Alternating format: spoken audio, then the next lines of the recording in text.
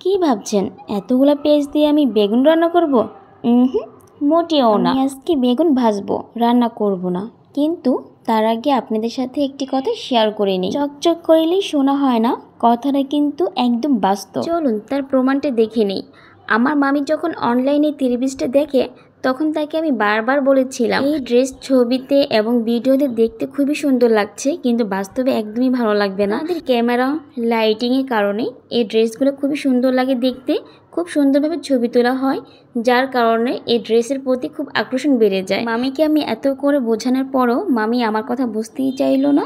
মামি তাদের কথাই বিশ্বাস করলো, তাদের সাথে ভালো করে কথা বললো যে ভিডিওতে যেরকম দেখা যায় বাস্তবে কি সেম এরকম হবে। তারা বললো হ্যাঁ ম্যাম হবে, আপনি দেখে নিতে পারবেন, আপনি নিশ্চিন্তে নিতে পারেন। আমার মামিও তাদের কথা ট্রাস্ট করে নিল আর তাদের কথা শুনে অনলাইন থেকে অর্ডার দিয়ে নিল। ড্রেসটি কবে আসবে সে অপেক্ষায় মামি ছিল।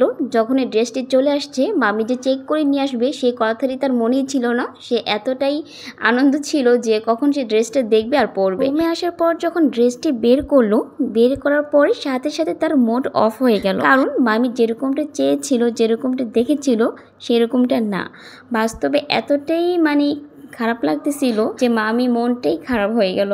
যাই হোক, কিছু করার নেই, এরকমটা হয় অনলাইনে। সব অনলাইনে আবার একরকম না, অনেক অনলাইনে ড্রেস আছে অনেক সুন্দর, ভিডিওতে যেরকমটা দেখা যায় বাস্তবে অনেকটাই মিল থাকে। যা আবার হয়ে গেছে, এখন আর কিছু করার নেই। এখন ড্রেসের কথা বাদ দিয়ে রান্নায় চলে আসি। কিছুদিন ধরেই মাংসের সাথে আমার রসুন খেতে খুবই ইচ্ছে করতেছিল, তাই ভাবলাম যে আজকে মাংসের সাথে আমি রসুন দিয়ে রান্না করব। এই রসুনটা কিন্তু অনেকেই খুব পছন্দ করে আমি জানি, আবার অনেকে পছন্দ করে না। তবে যারা রসুন খেতে পছন্দ করে অবশ্যই মাংসের সাথে রসুন দিয়ে রান্না করে। যাই হোক, আমি মাংস দিয়ে রসুন দিয়ে রান্না করলাম। তারপর পোলাও রান্না করলাম। একটু মুরগির মাংসের সাথে পোলাও খেতে খুবই ভালো লাগে। পোলাওর সাথে আরো অনেক খাবারই আছে যা খেতে খুবই ভালো লাগে, যেমন শুটকি বাগার। শুটকি বাগারটা কিন্তু খুবই ভালো লাগে পোলাওর সাথে খেতে। তারপর বেগুন ভাজা। বেগুন ভাজাটা কিন্তু অনেকে খেয়ে থাকে। একটা খাবারের সাথে এক একটা জিনিস খেতে খুবই ভালো লাগে, এরকম থাকে অনেক খাবারই। তো আমি এখন শাক রান্না করব, কারণ শুধু মাংস পোলাও খেলে হবে না, সাথে একটু শাক থাকলে, সাদা ভাত দিয়ে শাক খেলে খুবই ভালো লাগবে। তো শাক রান্না করব চিংড়ি মাছ দিয়ে।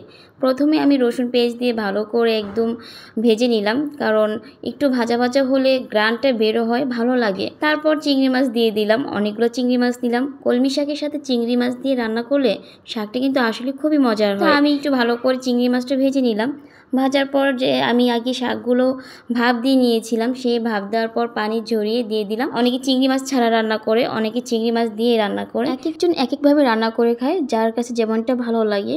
তো আপনাদের সাথে গল্প করতে করতে আমার রান্নাই শেষ। তো সবাই বলবেন কেমন হয়েছে, আর সবাই পাশে থাকবেন ভালোবাসা দিয়ে। আমি সবাই পাশে থাকবো ইনশাল্লাহ।